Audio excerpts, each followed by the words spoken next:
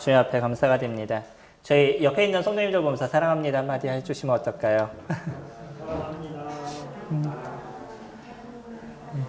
오늘 또 저희들의 주제가 사랑은 필수인가 선택인가이죠. 사랑이 필수인가요, 선택인가요? 예, 필수이시죠. 근데 왜 그런 제목을 갖고 오늘 또 교제를 하게 됐을까요? 저희가 조금 더 고민할 부분들이 있을 것 같습니다. 왜냐하면 저희들의 머리로는 사실 사랑이 필수라는 것에 대해서 모르는 크리스찬들은 없을 겁니다. 만약에 크리스찬들 중에서 이것이 선택이에요 라고 얘기한다 그러면 아마 그 사람은 주님을 믿지 않은 사람일 거예요. 사랑은 당연하게 저희들에게 있어서 필수입니다. 근데 문제는 뭐냐면 저희가 인생을 살아가다 보니까 이 사랑을 이루는 것이 필수라고 얘기하는데 사실은 크리스찬들 중에 많은 사람들이 사랑을 선택하고 있다는 거예요. 내가 하고 싶으면 하고 하기 싫으면 안 하는 이게 선택인 거죠. 알게 모르게 우리가 선택하는 부분들이 있습니다. 이제 그런 부분에 있어서 오늘 요한일서 4장을 통해서 우리가 그러면 어떻게 이 선택에 대한 부분들이 중요한 것인지 왜 그게 우리에게 있어서 꼭 이루어져야 되는 부분인지에 대해서 좀 더 깊게 생각해 보기를 원합니다. 저희 오늘 성찬 예배를 드리시면서 여러 가지 많은 감사의 고백들을 하셨을 겁니다. 그 중에서 저희가 성찬을 드릴 때마다 기억하는 것은 예수 그리스도께서 잡히시던 그 전날에 이루어졌던 일이었던 거죠. 그 전날에 하셨던 주님의 일이 어떤 거였을까요? 무엇이었죠?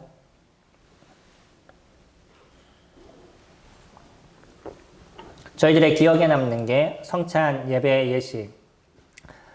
제자들과 같이 떡과 잔을 나누시면서 이것은 내 몸이고 이것은 내 피라는 그런 아름다움의 예식을 저희들에게 보여주셨습니다. 그리고 그 전에 저희들에게 보여주신 또 하나의 사건이 있었죠. 그게 무엇이었냐면 제자들의 발을 닦는 것이었습니다. 저희들이 알고 있죠. 이스라엘 백성들 중에서는 이스라엘 사람들은 우리나라하고 좀 달라서 그들은 사막을 걸어 다니는 사람들이고 그러다 보니까 항상 발이 지저분해질 수밖에 없는 그러니까 어떤 집이든지 가면 제일 먼저 손님을 맞는 것 중에 하나가 발을 씻을 수 있는 그런 대야를 이렇게 갖다 주는 거예요. 그리고 나서 발을 씻겨주는 그런 종이 집에 있는데 이 종은 가장 천한 종이 그 일을 한다라고 얘기합니다. 종 중에서도 어떤 서열이 있겠죠. 이 서열 중에서 가장 밑에 있는 분이 하는 일이 그 손님의 발을 닦아주던 주인의 발을 닦아주던 이제 그런 일을 하는 거라고 합니다. 근데 예수님이 제자들하고 같이 있으면서 갑자기 발 씻을 물을 갖고 오시더니 허리에다 수건을 두르시고 제자들의 발을 씻기기 시작했어요. 제자들이 그것을 봤었을 때 어떤 느낌이었을까요? 그때 당시 말씀을 기억하시나요? 제자들의 발을 하나씩 씻기니라 라고 얘기하시는데 제자들이 거기서 반응하는 사람이 없었습니다. 누가 반응을 했죠? 베드로만 반응했죠. 그럼 다른 제자들은 이건 당연한 거야 그러고 그랬을까요? 그 상황이 어떤 걸까요? 저희가 생각해 보면 그때 제자들은요 순간적으로 멍해졌을 거라고 생각이 돼요. 지금 예수님이 뭐 하는 행동이지? 이게 어떤 거지? 라고 자기네 스스로가 이 갈피를 잡지 못하는 그런 모습이었던 거죠. 근데 베드로는요 주님 제 발을 절대 씻길 수 없습니다 라고 얘기하죠. 다른 사람의 발을 먼저 씻기고 자기 발을 씻기라 그럴 때 주님 저는 저의 발은 절대 씻길 수 없습니다 이렇게 표현하는. 그러면서 주님께서 하신 얘기가 뭐냐면 내가 너희들의 발을 씻겼으니 너희들도 서로 이 일을 하는 것이 마땅하다라고 이야기를 합니다. 이거는 앞으로 너희들이 살아가는 삶의 기본적인 것이 무엇인지에 대한 것을 이야기하고 계시는 거죠. 가끔 말씀을 제가 드릴 때마다 하는 얘기가 있습니다. 사랑은 감정인가요? 이성인가요? 사랑이 감정이에요? 이성이에요? 예. 그쵸. 사람들이 사랑을 생각할 때 대부분 감정으로 생각을 갖습니다. 그러다 보니까 내 마음에 뭔가 좋은 것이 들어오면 사람을 사랑하고 있다라고 느끼고요. 그런 마음이 없어지면 사랑하지 않다라고 느껴지는 거죠. 그러니까 내 마음의 감정에 따라서 사람을 사랑하는 것과 사랑하지 않는 것이 구분이 되어 나가고 있어요. 근데 주님은요, 저희들에게 사랑을 뭐라고 얘기하시냐면 사랑하라 라고 얘기하시죠. 오늘 본문을 보셔도 4장 7절에 사랑하는 자들아 우리가 서로 사랑하자. 사랑은 하나님께 속한 것이니 사랑하는 자마다 하나님으로부터 나서 하나님을 알고 라고 시작을 하고 있어요. 뭐 어떻게 하라고요? 너희가 서로 사랑하라. 제가 문단을 두 가지로 나눴는데 11절에 보시면 사랑하는 자들아 하나님이 이같이 우리를 사랑하셨은즉 우리도 서로 사랑하는 것이 마땅하도다. 이거는 저희들에게 명령으로 주셨다는 거예요. 그러면 주님이 저희들에게 사랑을 명령으로 주셨다라고 하면 이거는 감정일까요? 이성일까요? 예, 이성이 되셔야 됩니다. 사랑은요, 내가 감정이 일어나서 남을 사랑한다라고 느끼거나 내가 마음에 좋은 생각이 들었을 때 다른 사람을 도와주는 그런 일들을 이뤄가는 것이 아니라 사랑은 하나님의 명령 안에서 사랑을 이뤄가는 삶을 살아가야 된다는 거예요. 이게 크리스찬들에게 주어진 삶입니다. 왜 사람들이 사랑하기를 힘들어하냐면 감정에 치우치기 때문이에요. 남자가 여자가 만나죠. 남자와 여자가 만나는데 그 사랑이 계속적으로 이어지나요? 그러지 못하나요? 이 감정이라는 기복으로 우리가 얘기를 한다 그러면 감정은 언제든지 변해요. 하루에도 몇 번씩 변해서 남편이 사랑스럽기도 하지만 때로는 죽이고 싶을 때도 없지 않아 있죠. 소위 사람들 이제 농담으로 얘기하듯이 그 감정의 변화는 계속적으로 저희 가운데 일어나고 있는 거예요. 근데 주님은요, 우리에게 사랑하라고 얘기합니다. 그러면 우리가 어떻게 이 감정의 변화를 저희들 안에서 그것을 만들어갈 수 있냐는 거죠. 이 감정은 때로는 우리의 어떤 이성 생각으로 잘 조절이 안 되는 부분들이 없지 않아 있어요. 근데 무엇은 정확하게 조정이 되냐면 저희들의 생각, 저희들의 이성은 조정이 되는 거죠. 그렇기 때문에 이 사랑을, 이성에 기반된 사랑을 저희들이 이루면 그 속에서 감정을 만들어갈 수 있습니다. 사랑은요, 하나님께서 저희들에게 주신 명령인 거예요. 그래서 그것을 이뤄가게 됐었을 때 우리 마음에 사랑하는 마음이 생겨가는 거죠.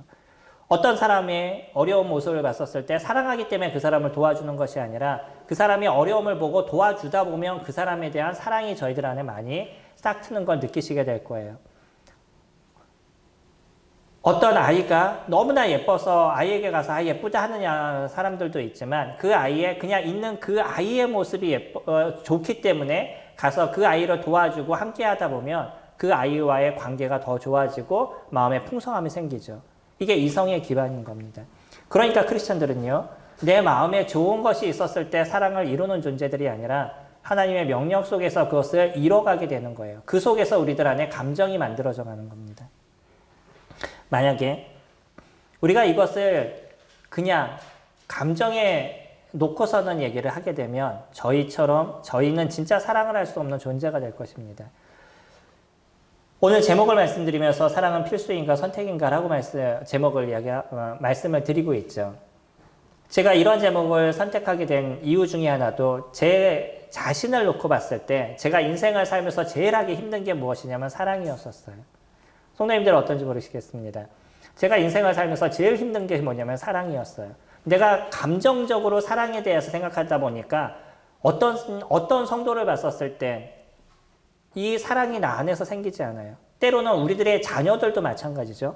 자녀들이 하는 행동 중에서 그 중2를 넘어가는 시점을 경험해 보신 분들은 자녀들이 자녀들을 보면서 이런 감정이 나에게도 생기는구나라는 생각을 아마 아실 겁니다. 아이들이 사춘기로 넘어가면서 하는 행동은요, 도저히 감당할 수 없는 부분들을 갖고 있어요. 근데 그때 당시 아이들을 내가 이성적으로 이해하지 못하면 그것을 받아들일 수가 없습니다. 제가 지금 읽고 있는 책 중에서도 청소년의 사춘기에 대한, 청소년의 뇌 이야기라는 책을 제가 읽고 있는데, 청소년 당시에 아이들이 생각하고 있는 이 뇌에 대한 구조와 이 부분은 좀 다르다는 거예요. 그러니까 그 아이들이 갖고 있는 뇌의 구조, 그때 당시에 어떤 생각들, 그것을 이해하지 못하면 아이들을 이해할 수 없다는 거죠. 책을 읽으면서 이미 많이 알고 있었던 부분들도 있고 공감되는 부분들, 새로 또 배우는 부분들이 그 가운데 있는데 분명한 것은 그겁니다. 그때 당시에 그 아이들이 자기 스스로를 잘 조정하지 못하는 부분들을 갖고 있어요. 근데 어른들은 너는 이렇게 해야 돼, 이렇게 해야 돼 라고 얘기를 하는데 아이들이 움직이지 않죠. 그리고 도저히 내가 생각하는 것과는 상관없는 행동을 막 하다니까 내 마음 가운데 일어난 분과 화 같은 것, 그런 것이 저희들에게 존재하고 있어요. 이건 부모가 자녀를 봐도 동일한 모습인 거죠. 그러면 내 자녀도 살아가는 것이 너무나 어려운 거잖아요. 감정으로 우리가 얘기를 한다 그러면. 더군다나 부부는 더 심할 부분들이 있습니다. 부부는요, 서로 다른 삶을 살아왔어요. 어떤 면에서 누군가 그렇게 얘기하죠. 님이라는 글자에 점 하나 찍으면 남이 된다라고 제가 이런 말씀을 여기서 드려도 될지 모르겠지만 우리나라의 어떤 단어들 중에 그 참 잘 표현한 것이라고 생각이 돼요. 내 아내인데 이혼을 하게 되면 남이 돼버려요. 자녀는요.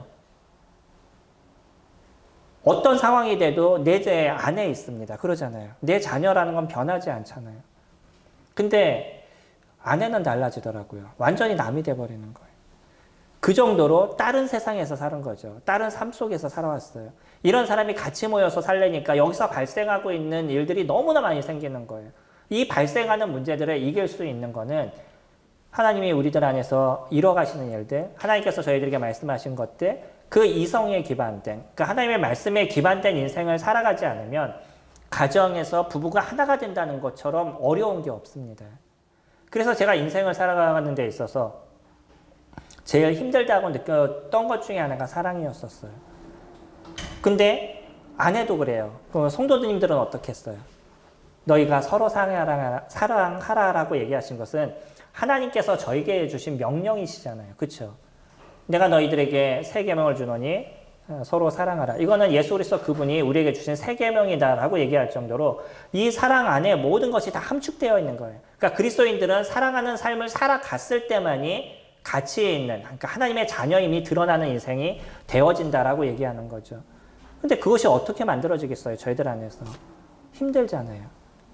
그것을 감정으로 내가 생각했기 때문이에요. 내 감정으로만 생각하니까 내 감정이 좋으면 저 사람을 사랑하고 내가 감정이 안 좋으면 저 사람을 사랑하지 않다 보니까, 그러니까 분하고 화나는 마음을 끊임없이 갖고 그것을 되새김질 내 안에서 하다 보니까 점점 더 어려워져가는 문제를 저희 나서 발견하게 되는 거죠. 근데요, 사랑은 이성입니다. 우리가 무엇에 기반된 일들을 이루어가야 되냐면 하나님께서 말씀하신 그 명령에 기반된 것을 만들어가는 거예요. 그러다 보니까 성도가 사랑스러워져 가는 거죠. 내 마음의 감정으로는 도저히 가서 얼굴을 보고 웃지 못하겠어요. 그러나 주님께서 그렇게 하라고 얘기하시니까 가서 얼굴을 보고 웃고 악수를 하고 때로는 허그를 하고 그러면서 감정이 풀리는 걸 우리 스스로가 느끼게 되는 거죠. 아무것도 아닌데 내 감정에 딱 치우쳐 있으면 아무것도 이루어지지 않는 거예요. 그렇기 때문에 주님께서는 저희들에게요. 무엇을 얘기하고 계시냐면 너희가 서로 사랑하라. 이 계명 안에 모든 것이 다 들어있다라고 얘기하는 거예요. 이 계명을 저희들이 이루면 하나님께서 얘기하신 모든 계명을 저희들이 다 이뤄가는 인생을 살아가고 있는 거죠. 8절 말씀 보시면 사랑하지 아니하는 자는 하나님을 알지 못하나니 이는 하나님은 사랑이심이라. 여기는 아주 무서운 얘기를 저희들에게 던져주고 있습니다. 뭐라고 얘기하냐면 첫 번째, 사랑을 알지 못한다는 것은요, 하나님을 알지 못한다는 거예요. 다시 얘기하면 사랑을 하지 않는다 그러면 그 사람은 하나님과 관계없는 인생을 살아가고 있는 사람이다라고 이야기를 하고 계시는 거죠. 왜 그러죠? 예수 그리스도 그분이 우리에게 보여주신 사랑, 아버지 하나님 그분이 우리에게 보여준 사랑, 그 사랑이 저희들 안에 있기 때문인 거예요. 이 사랑은 엄청난 것입니다. 이 사랑은 진정한 그 놀라운 체험을 저희들이 한 거예요. 그 화생방의 어려움에 대해서 가끔 제가 말씀을 드리죠. 화생방의 어려움이 어떤 건지 형제님들은 좀 이해하시죠? 왜 이해하셔요? 군에 가서 가스실을 들어가 봤으니까. 근데 자매님들은 이해를 못 하시죠? 안 들어가 보셨으니까 그래요. 머리로는 알 거예요. 그때 상황이 영화로도 보고 그래서 영화에서 보면 사람들이 막 힘들어하고 막 구역질하고 어떡하지 몰라서 막 그런 모습들은 영화로 봤어요. 근데 그것이 얼마만큼 힘든지에 대해서는 머리로는 이해가 되지만 아우 힘들겠다, 나 같으면 못하겠다 라고 얘기하시지만 막상 체험을 안 해봤기 때문에 그것이 얼마나 힘든지 알 수 없습니다. 근데요, 군에 가서 화생방을 들어가 봤던 분은 그 고통이 무엇인지 알아요. 저는 그것도 3번이나 들어가 봤어요. 각자 강도가 점점 심해지는, 그렇기 때문에 그 고통, 숨을 못 쉬는 고통이 어떤 건지에 대해서 아주 뼈저리게 그것을 느끼고요. 거기에다가 불을 다 꺼놨기 때문에 깜깜해요. 아무도 보이지 않는 안에 숨은 쉴 수 없어요. 나가는 공간이 어딘지도 몰라요. 이 사람이 돈다는 게 무엇인지를 느껴요. 지금도 그 트라우마가 제 마음속에 있습니다. 그때 어떤 고통, 그게 제 마음속에 아직도 남아있어요. 그만큼 힘들었던 건데 그건 체험을 통해서 알게 된 거죠. 우리가 예수 그리스도의 사랑을 한다라고 얘기하면 왜 예수님의 사랑을 아는 사람이 예수 그리스도 안에서 벗어나지 못하는 인생을 사냐면 예수 그리스도의 그 놀라우신 사랑의 체험이 내 안에 있기 때문이에요. 여기서 벗어나서는 도저히 내가 살 수 없는 것을 저희들이 알기 때문입니다. 이것이 무서운 거예요. 사랑을 이야기하는 사람들은 얼마든지 사랑에 대해서 말할 수 있고 학문적으로 이야기할 수 있고 그 학문을 갖고 말할 수 있습니다. 우리나라 교육에 대해서 문제라고 얘기하는 이유가 뭐냐면 그 교육을 준비하는 이번에 또 수능을 보는 문제들이 내년 고등학교 1학년부터 바뀌기 시작해요.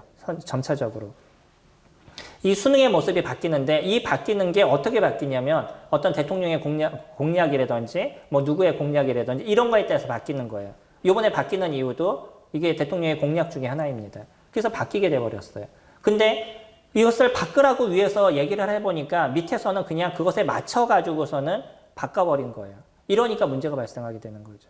현실에서 어떤 문제가 일어나는지에 대한 것은 배제된 상태에서 바꿔야 되는 상황이 되니까 그냥 바꿔버리니까 교육에 문제가 발생하기 시작하는 거예요.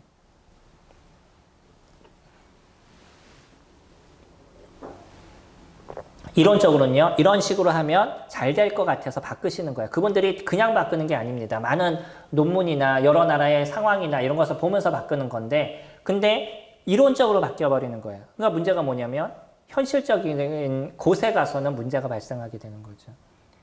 사랑이요, 머리로 아는 사람들은 너무나 많이 있습니다. 하나님에 대해서 얘기할 때도 하나님은 사랑이십니다 라고 얘기할 수 있는 분들은 얼마든지 있어요. 특히 크리스찬들은요. 소위 얘기해서 기독교인들은 크리스찬이라고 얘기하면 안 될 수도 있고요. 라고 얘기하는 사람들은 하나님은 사랑이십니다 라는 얘기를 하는 사람들은요. 거의 다입니다. 근데 그 사랑이 나 안에 있다. 정확하게 하나님의 사랑이 내가 무엇인지 안다라고 얘기하는 것은 그 예수 그리스도의 진정한 삶에 대한 체험, 예수 그리스도를 만나는 기쁨들, 그 체험이 무엇인지를, 이 사랑이 무엇인지를 정확하게 아는 사람이에요. 그 사람들만 하나님은 사랑하십니다 라는 고백을 하게 되는 거죠. 오늘 우리가 성찬을 통해서 저희가 예배를 드렸습니다.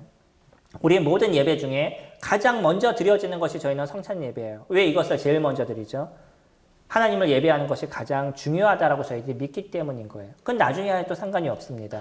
근데 저희 교회 입장에서는 제일 먼저 주님 앞에 성찬 예배를 통해서 아버지 하나님의 사랑과 예수 그리스도의 사랑을 선포하고 그분에게 감사하고 이런 것이 우리에게 가장 소중하다라고 생각하기 때문에 그 일을 제일 먼저 저희들이 이뤄가고 있는 거죠. 그러면서 하나님께서 우리에게 베푸심이 무엇인지 저희가 다시 한번 생각하게 되는데 다시 한번 하나님께 감사하는 이야기를 이루면서 첫사랑을 생각하시나요? 거의 알게 모르게 제 마음속엔 그 성찬 예배를 드릴 때마다 그 첫사랑에 대한 감정을 건드리고 지나가요.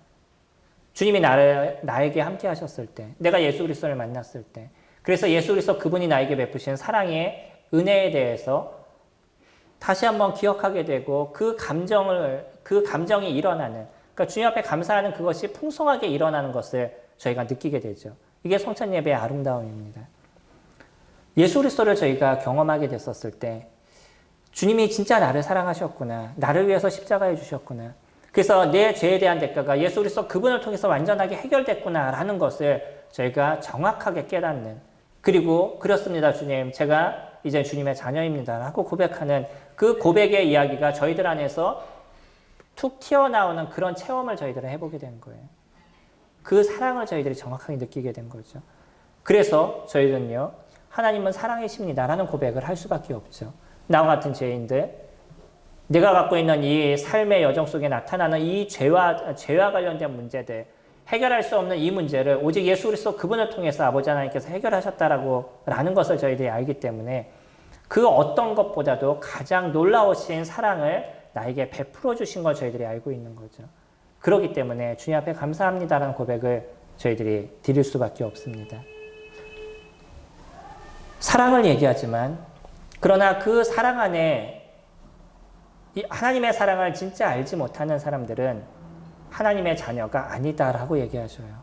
이게 엄청 충격적인 얘기를 저희들에게 던져주고 계시는 거죠.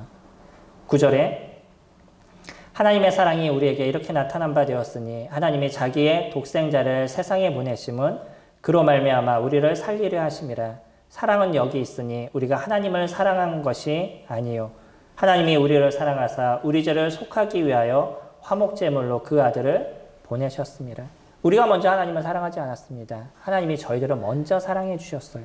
먼저 우리로 하여금 이 예수 그리스도를 통한 십자가의 은혜를 저희들에게 주시고 그것을 저희들에게 알려주시고 우리가 그것을 깨닫고 하나님 앞에 돌아올 수 있는 길을 저희들에게 만들어 주신 거죠. 그래서 사랑은 누구와 관련된 거냐면 아버지 하나님과 관련된 것이고 그리고 아버지 하나님의 그 사랑을 깨달은 사람만이 그 사랑의 의미와 깊이를 알 수 있다라고 얘기하는 거예요.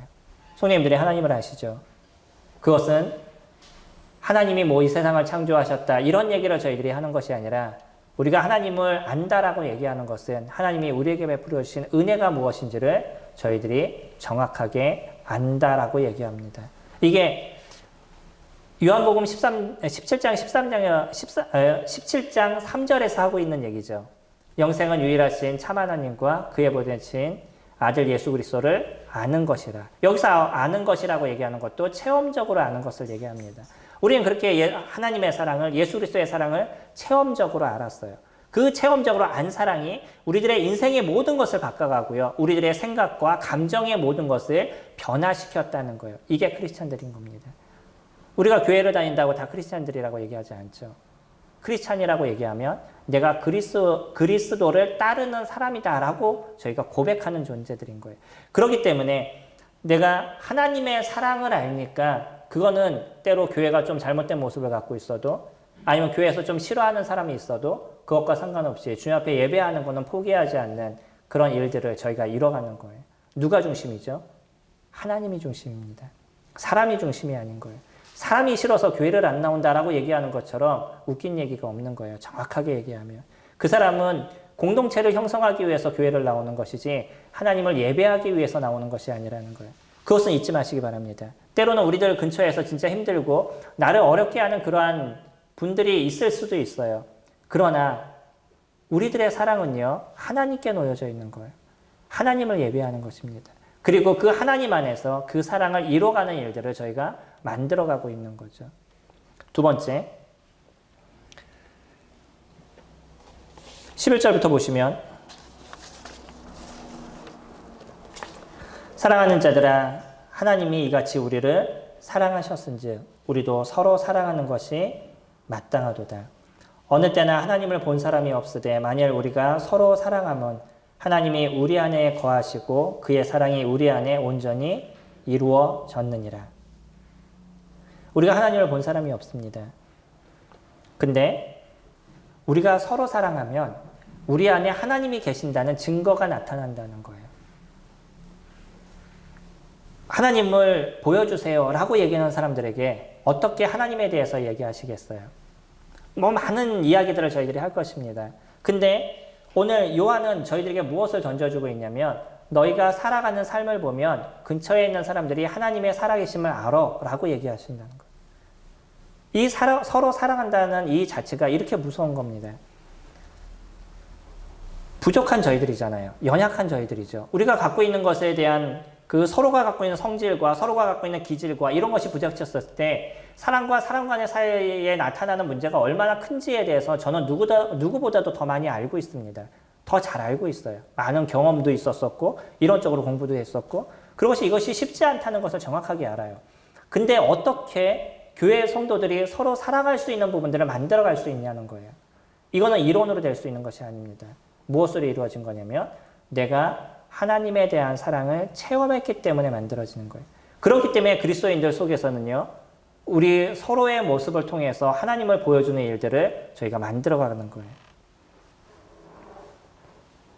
13절에 그의 성령을 우리에게 주심으로 우리가 그 안에 거하고 그가 우리 안에 거하는 줄을 아느니라. 주님 우리에게 사랑할 수 있는 힘을 주셨어요. 도구를 주셨습니다. 그것이 무엇이냐면 성령 하나님이셔요.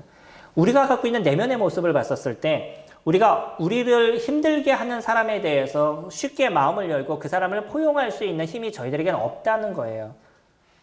우리가 갖고 있는 힘으로는 이것이 부족한 겁니다. 근데 무엇으로 가능해요? 우리에게 주신 성령 하나님으로 가능하십니다. 우리가 예수 그리스도를 영접했을 때 주님이 저희들에게 성령 하나님을 부어주시고 성령 하나님과 함께 살아가는 은혜를 이 땅에서 저희들에게 이루어 주신 거죠. 너희가 구원의 은혜의 말씀을 듣고 또한 믿어 약속의 성령으로 인치심을 받았다라고 얘기하는 에베소서 1장 13절의 말씀처럼 우리가 복음의 말씀을 듣고 예수 그리스도를 영접하는 순간에 우리 안에 약속의 성령으로 주님께서 부어주셔서 인쳐주셔서 그 성령 하나님의 힘으로 저희가 살아가게 되는 거예요. 그러니까 우리가 무엇을 할 수 있는 존재로 변하냐면 사랑할 수 있는 존재로 변하는 겁니다. 제가 단언할 수 있는 것은 무엇이냐면 믿지 않는 사람이 참 사랑을 한다는 것은 불가능한 거예요. 왜 그러죠? 사랑이라는 건 원래 하나님으로부터 시작이 되는 겁니다.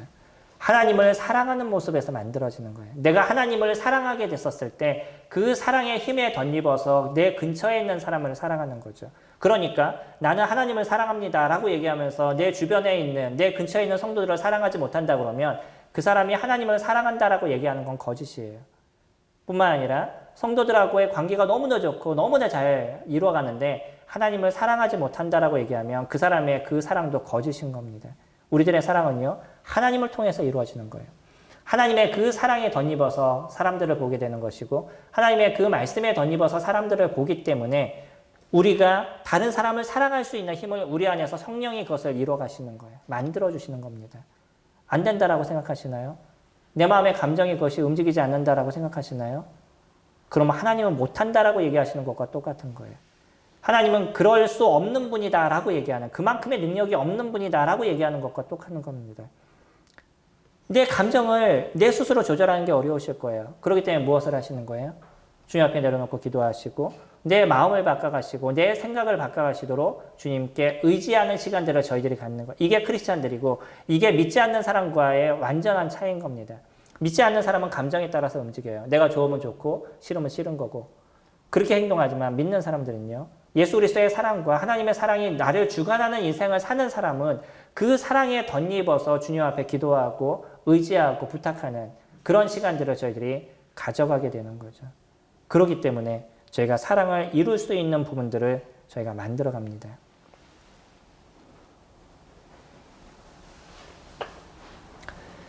성도님들을 사랑하시는데 일주일 동안 어떤 일을 이루셨어요? 그 일주일 동안 이루신 일들이 있으셔야 됩니다. 저희가 성도님들을 볼 수 없어요. 비대면이에요. 라고 얘기한다 할지라도 우리는 일주일의 시간 속에서 성도님들을 사랑하는 근거들이 있으셔야 되는 거예요. 그러지 않나요? 당연히 사랑하는 것이 우리에게 주어진 의무다라고 주님께서 얘기하시는데 우리가 일주일이라는 그 많은 시간들을 보내면서 그 속에서 하나님을 사랑한 근거들이 나타나지 않는다. 그러면 무엇으로 우리가 주님을 믿었다라고 얘기하겠어요?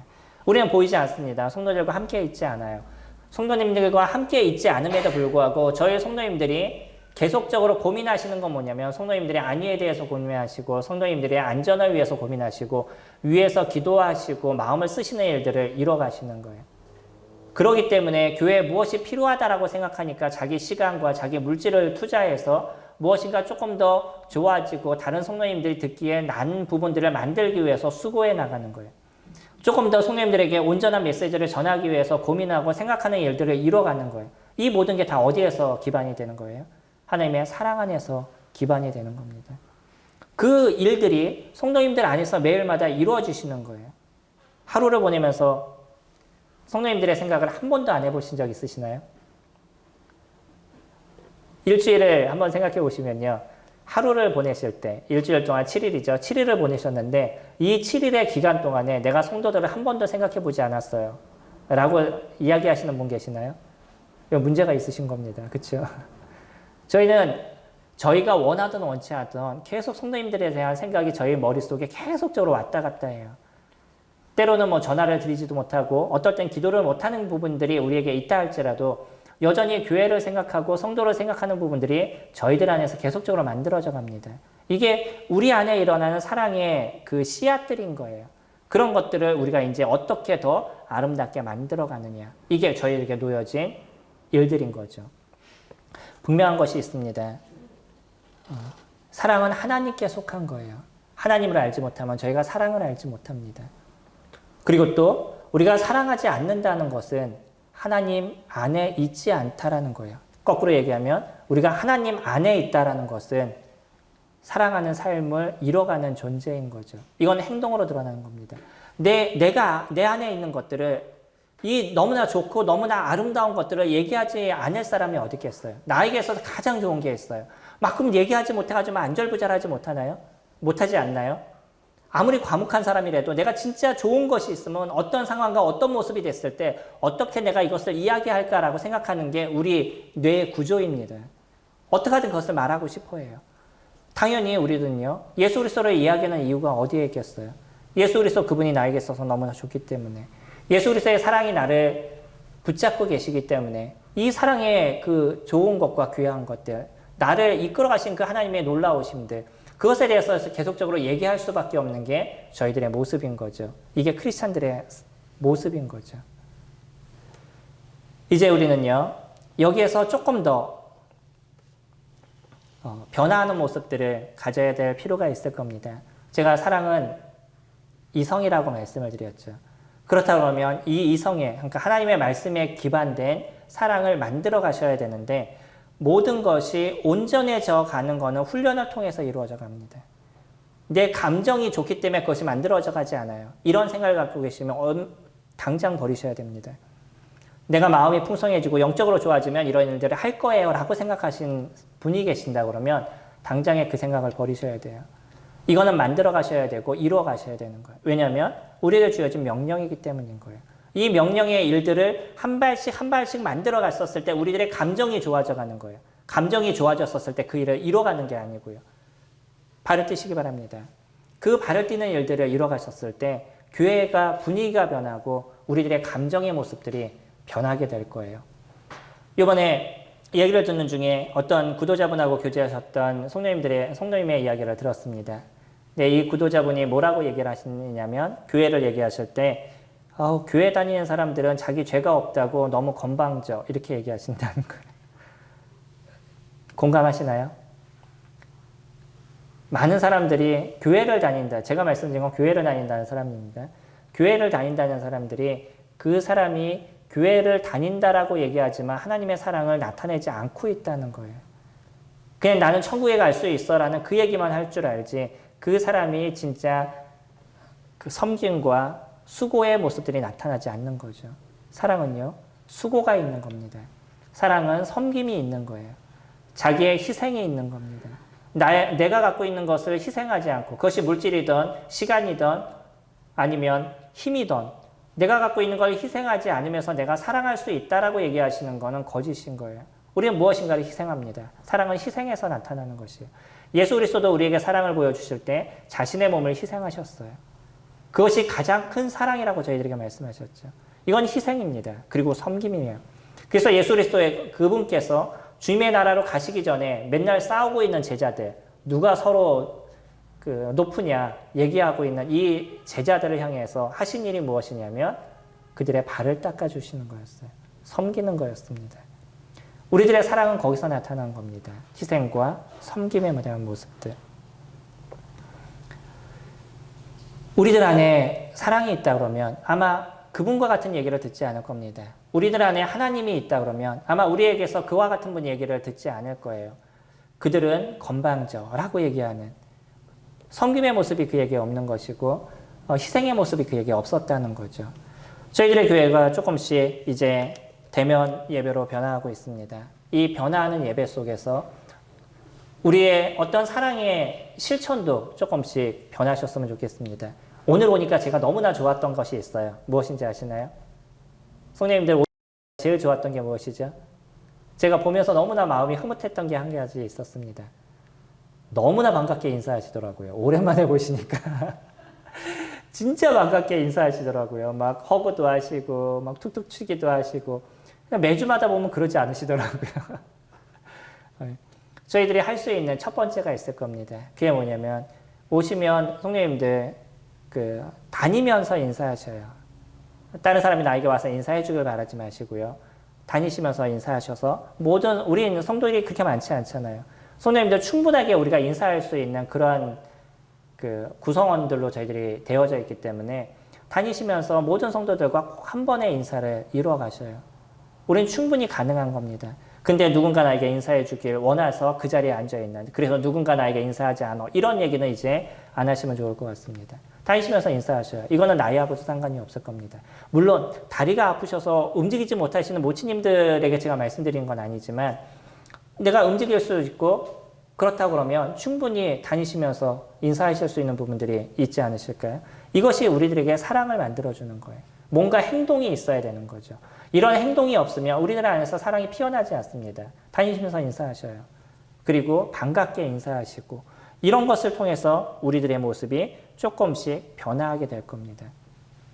어떤 분이 얘기하는 이야기 중에 이런 얘기를 하셨어요. 시스템적 사고를 가져야 된다라고 얘기합니다. 이게 무엇이냐면 뭐 하나를 했었을 때 이것을 통해서 어떠한 생산이 이루어질 수 있는 그런 생각을 하라는 거예요. 간혹 집에서 분리수거를 하시더라도 그냥 이걸 버려야지만, 이렇게 분리수거해야지만 사람들이 그냥 이 쓰레기를 가져가, 그래서 분리수거 하시는 것이 아니라 이 분리수거를 하실 때 이거를 통해서 환경이 변할 것을 생각하시면서 이 지구의 환경을 생각하시면서 온전한 분리수거가 무엇인지 생각하시면서 하시라는 거예요. 이 아주 작은 행동입니다. 내가 어떤 하는 행동 하나가 이것을 통해서 어떠한 결과가 나타날 건가를 생각하시면서 하시라는 거예요. 그러면은 많은 부분에서 우리들의 행동이 변하게 될 거고요. 우리들의 말이 변할 것이고 우리들의 생각이 변하게 될 겁니다. 이게 시스템적 사고라고 이야기를 하고 있어요. 어떤 버릴 만한 물건이 있는데 이거를 어떻게 해서 다시 재활용할 수 있을까? 그래서 그냥 쓰레기에 버려질 수 있는 것도 그것을 나무 밑에 거름을 줄 수 있다면 거름은 다시 나무를 키워가고 이 나무는 다시 우리에게 공기를 주고 자기의 몸을 주어서 우리가 땔감으로 쓰든지 아니면 의자를 만들든지 이런 어떤 새로운 것을 창출해 나가는 거죠. 우리가 할 수 있는 어떤 행동을 통해서 이런 새로운 것들이 끊임없이 창출돼 나갈 것입니다. 그것이 무엇일까요? 이게 사랑일 거예요. 성령님들이 움직이시는 그 하나들, 성령님들이 생각하시는 그 하나하나들, 내가 쓰는 물질의 그 하나하나를 생각하시면서 우리가 쓸 수 있다 그러면 이것이 어떤 누군가에게는 사랑으로서 나타나게 될 것입니다. 주님은 저희들에게 그렇게 얘기하십니다. 저희 16절 말씀 같이 보시겠습니다. 하나님이 우리를 사랑하시는 사랑을 우리가 알고 믿었느니 하나님은 사랑이시라. 사랑 안에 거하는 자는 하나님 안에 거하고 하나님도 그의 안에 거하느니라. 우리가 이런 아름다움의 모습들을 성도님들과 같이 매주, 같이 매일 이뤄간다 그러면 우리들 안에 하나님의 계심을 저희들은 느끼게 될 것이고 매일의 삶에서 하나님의 크심을 경험하는 일들을 이뤄갈 것입니다. 뿐만 아니라 더 중요한 것, 우리들의 모습을 보면서 우리 주변에 있는 사람들이 하나님을 보시게 될 거예요. 이것이 무엇이냐면 사랑이다 라고 이야기합니다. 저희들이 다시 이루어지는 이 예배를 통해서 하나님을 사랑하고 우리 주변에 있는 사람들을, 우리 성도님들을 사랑하는 저와 성도님들이 되시기를 소망합니다. 기도하겠습니다.